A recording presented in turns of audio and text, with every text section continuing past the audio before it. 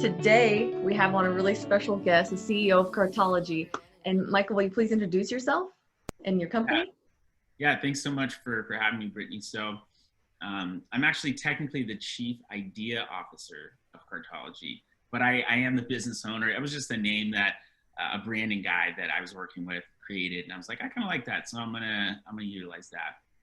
I don't know that it really has a huge, deeper meaning, but it was just something a little bit different. But yeah, Cartology is an Amazon service agency, and that means pretty much everything you buy from Amazon it's not something Amazon's making or manufacturing. It's coming from other brands or other manufacturers, and they all access Amazon on this back end in a couple different platforms, but a lot of them don't know what they're doing when they're accessing the platform, or they know some, but they don't really know and understand the way to utilize the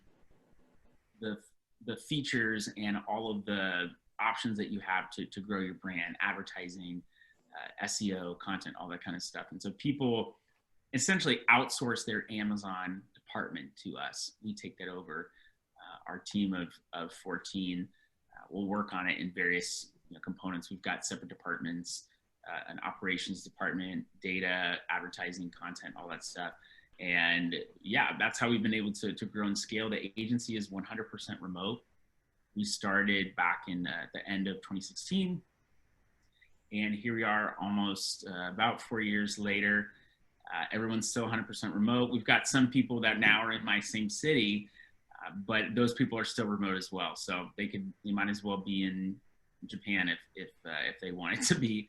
And we've got people all across the world. So people in the Philippines, in the US, in Europe, in Saudi Arabia.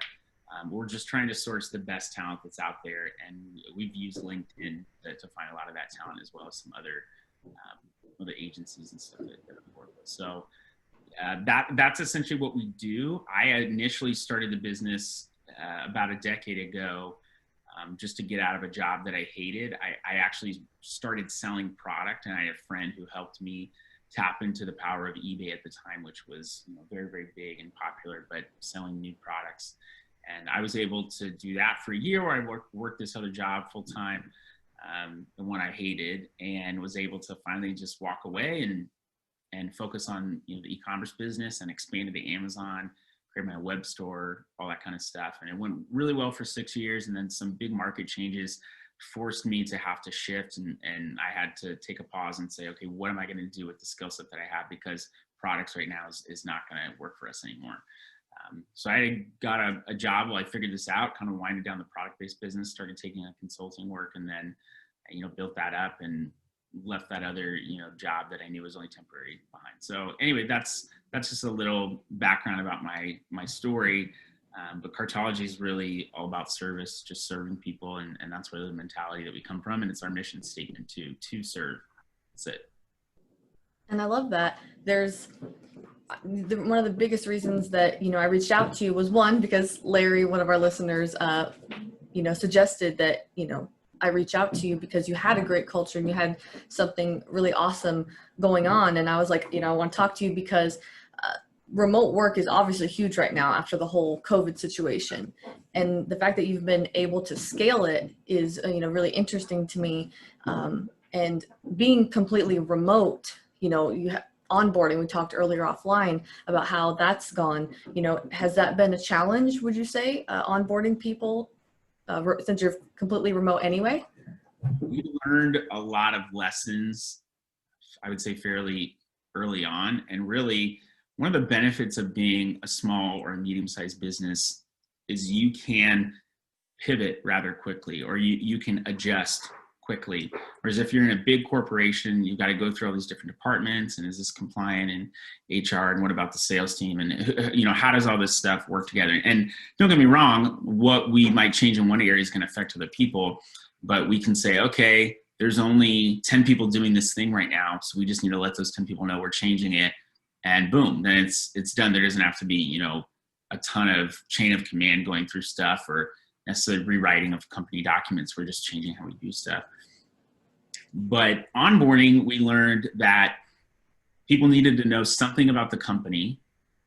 People needed to know what it is that we're doing. I mean, they know, but a little bit more about us and what are some of our values. And then we also needed to let people know about some of our clients and what were some of the systems that we use. I think one of the biggest things, one of the biggest holdups when it comes to remote work is just what systems are you using? And mostly we've got all these different softwares, Slack, Asana, et cetera. But it's really important to have systems that you can communicate on and communicate effectively. And we needed to introduce those to people. So, I mean, what used to be, hey, you're signed on with us now, great. Start doing this project, start doing this work. There's a much more gated process that doesn't just throw people to the lions. That's something I've noticed as a leader, that probably half the time people fail in a role or in a project, it's because I didn't properly prepare them. And so we try to do a better job of preparing people. So now we have a document that goes out, it's called Who is Cartology? People find out about Cartology. We give them a little quiz on it just to make sure they retain some information. And then we start the whole onboarding process of getting them access to an email and on Slack and Asana and get all that set up. And then we send them information on, depending upon the role that they're going to be taking, like what accounts are you going to be managing if it's someone in an advertising role. Give them a brief on that. Then we have a welcome call with myself and our VP of Business Development, who's the second in command at the company. And we go through, and there's some other people that are in leadership that are on the call, but we go through and just talk about, hey, here's who we are. Here's kind of how we operate. Here's some next steps. Someone has a separate call with them just to go through technology and how we utilize it. Here's what Slack's for. Here's what Asana's for. Here's our method to this. Then they'll have a department call, spend an hour or so on the phone talking about what they're actually going to be doing in their role. And then we start to get them access to accounts and working on certain projects. So it's a little bit slower of a process than just jumping in, but we found that I just asked feedback from the last person that we brought on, who was like maybe a couple of weeks ago. And I said, are you feeling like it's kind of slow? You feeling like you get everything you need? Can you give me some feedback on what you're experiencing? And she just said, it's been slow, but in a good way. I'm getting to know things. I'm getting on these calls. I'm experiencing what's happening, and I'm not just being, thrown out there and expected to perform. And we also just set expectations on those calls. Like, look, I expect you to make mistakes. That's okay. I know we're starting to learn, I think, as a culture, at least in the US or in some, Western countries, that failure is not the end all be all, as long as you're learning. So you can fail at something. If you keep making the same mistake over and over again, now you're not learning, you're not retaining anything from it. And so that can be a problem or an issue. But as long as you're learning from your mistake, I mean, we just try to be as honest as we can with a client. Like, hey, look, we messed this thing up. Here's how we're going to fix it, though. Let's not just perseverate on the problem, but here's how we're going to fix this thing. And we've seen that honesty has been really the best way to go about doing business. And it's not always easy, to be honest, but yeah. It's not always easy, to be honest, but it's always the right thing to do, and the results are so much better. Sometimes it's difficult to look at ourselves and say, what could we improve upon, or what could we do better? But people genuinely appreciate that when you're not just going through the motions and acting like you're we're the best. We're this, God's gift to brands on Amazon or whatever it might be. So we try to leave a place for some humility to be there, but just being honest is helpful. And so that onboarding process has been updated a lot. And usually we update it before or after each person goes through it. We had one person who didn't get access to something right away, or we were just troubleshooting that, and they went on and did the rest of the onboarding stuff, but they were not supposed to. But there was nothing that explicitly said, don't go forward with this. So we had to write that into the procedure, like make sure this person knows this is the first step, then we'll move them over here, and then we'll move them over here. I'm glad that you pointed out how during your onboarding, you and your leadership team make sure to, make your own introductions, because I think it's really important, especially when you have the ability in a smaller company to have those interactions with people that are onboarding. to have them, to, you know, have the equivalent of a face-to-face, you know, like this, to show people that you care, show them what you're about. Because if you, I made a video recently on LinkedIn, like if you can't show that you care, you can be present in the moment, then just don't go, because it's gonna, you know, tarnish your reputation as a CEO or a leader, because you're not being present. So I think it's great that you do. We talked offline about, you know, one of your most important values, so you can, you know, go ahead and take away. Yeah, I mean, I believe and know this to be an important value for really all relationships. It's communication. The reason I know is because I've been an effective communicator in relationships with my daughter, in my marriage, with people at work. I've been non-effective, and I've seen those things play out. And the communication piece, also just understanding how people communicate, maybe setting expectations for that. Like, hey, the easiest place to have a conversation about something is on Slack, whereas Asana, our project management software, that's good for details of the project and making sure we're updating stuff there. So just setting expectations for that. The communication piece is huge. And it's huge because we're all separated. We encourage, you know, and do these video calls so that we can see each other. We've done some like video happy hours before to kind of get to know each other better, which has been fun. I've enjoyed that. I mean, that's kind of what we would do anyway, but ironically, we did start the happy hour during COVID. When after the pandemic started, I just saw a lot of other people doing that. I'm like, that makes sense. Why shouldn't we do that? And sometimes families would get involved. My daughter would come to the screen and people would get to know each other a little bit more. But the communication piece is so huge because there's really no oversight on work unless you're the person that's reviewing the work before it goes out. But you don't get to see how someone's doing something. You don't get to know, you know, they can't just come down to your desk and say, how does this thing work? Or what am I supposed to do in this area? I ran into a roadblock. So the communication piece is verbally important so that we can connect on projects and make sure we're on the same page. But also sometimes troubleshooting something can be difficult. And so we'll use a video call. Someone on the advertising team will say, hey, do you have a second? Can you show me how to use this thing? And I'm like, cool, let's get on a screen share. We'll spend 5-10 minutes screen sharing. So much easier than having to type it out because there's also no emotion there, you know, in text, or people imply emotion where it shouldn't be implied, and then someone's feelings get hurt or someone misses a direction. So that communication piece is just so important because those are really our interactions with people. We're not able to do nonverbal stuff or everything else. It's like if you lose one of your senses, all the other senses become heightened. So I see it like that. We don't have the in presence thing. So we have to be more verbally communicative. We have to get on video calls.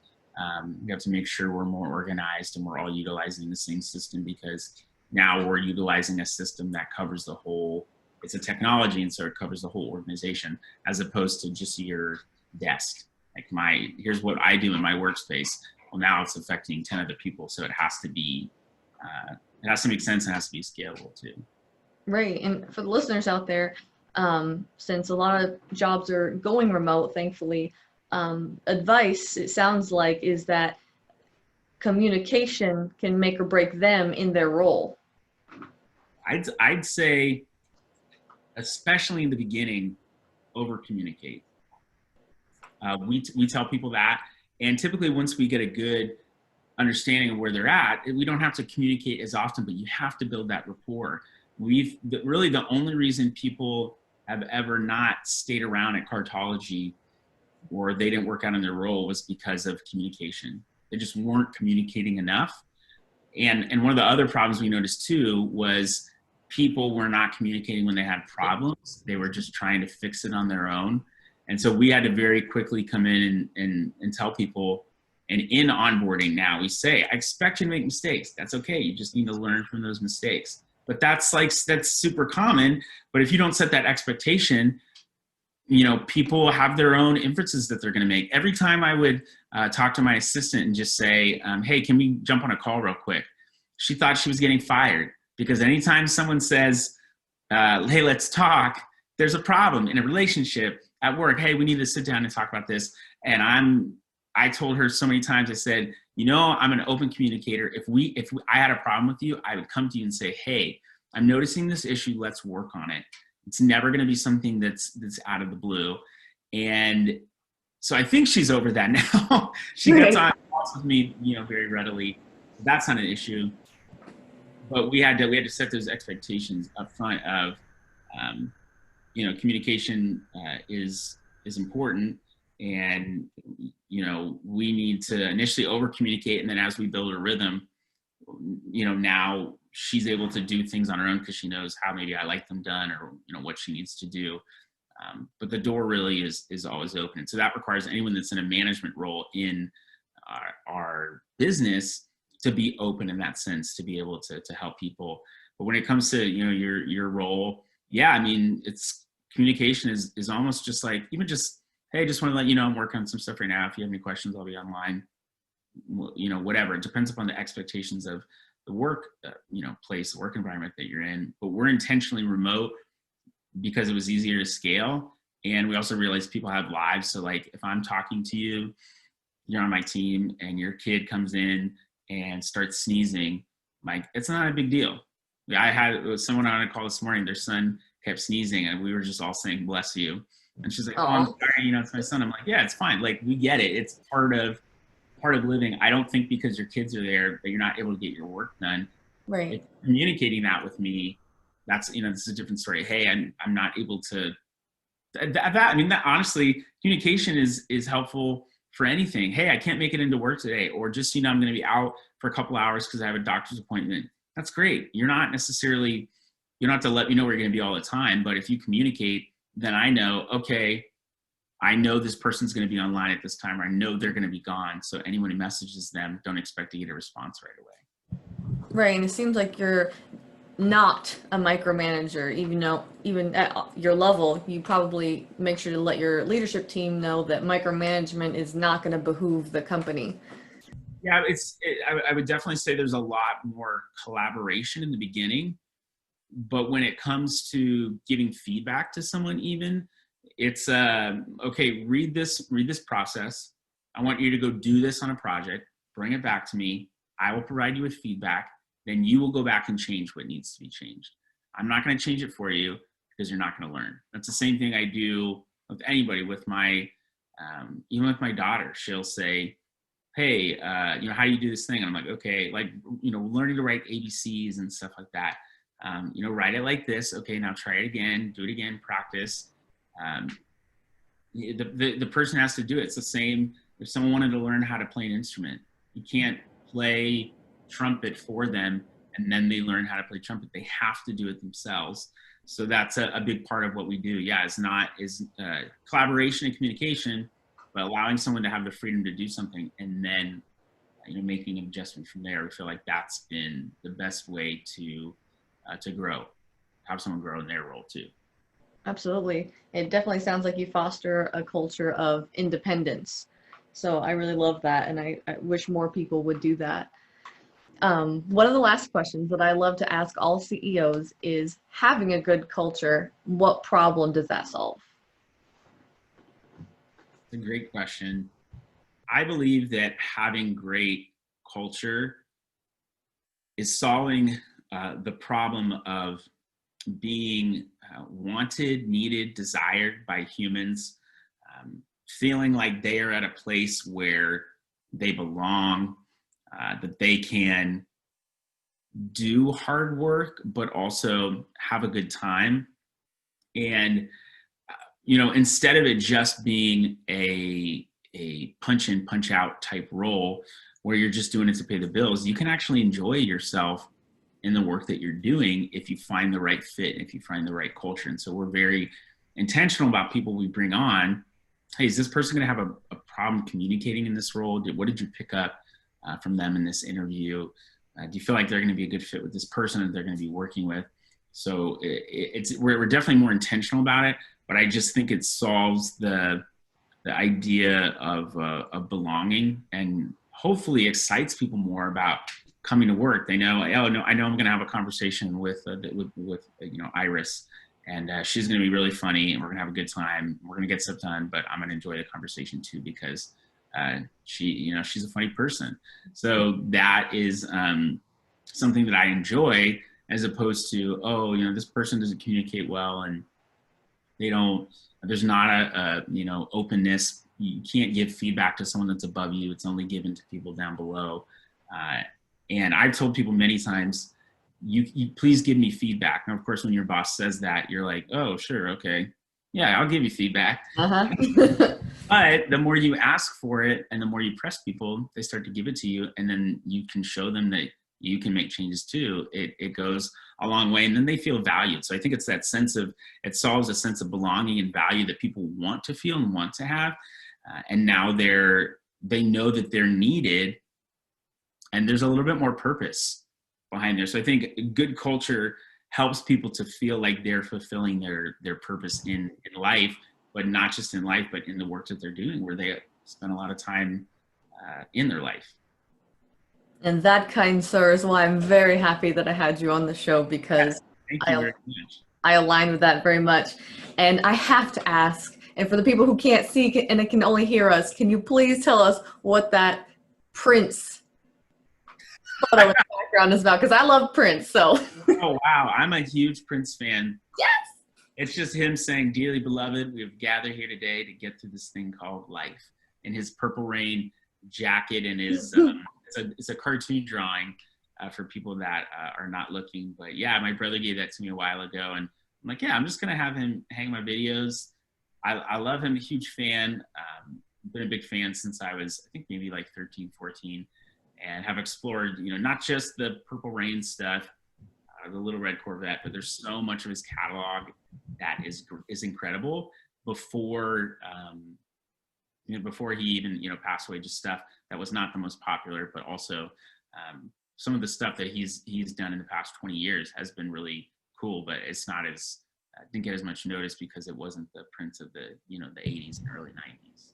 Right. I'm a huge fan too, and I'm sad I didn't get to see him live, but like you said, in this thing called life, and I love how you have this remote work culture, this remote business, and you're innovative. You're a company that gets it. You're clearly doing, successful in your venture, and you're a realist in what you're doing, and it's beautiful. And I hope more people, do what you're doing. Thank you for caring about your people. It really means a lot to them, I'm sure. So thank you again for being on the podcast, and we'll talk soon.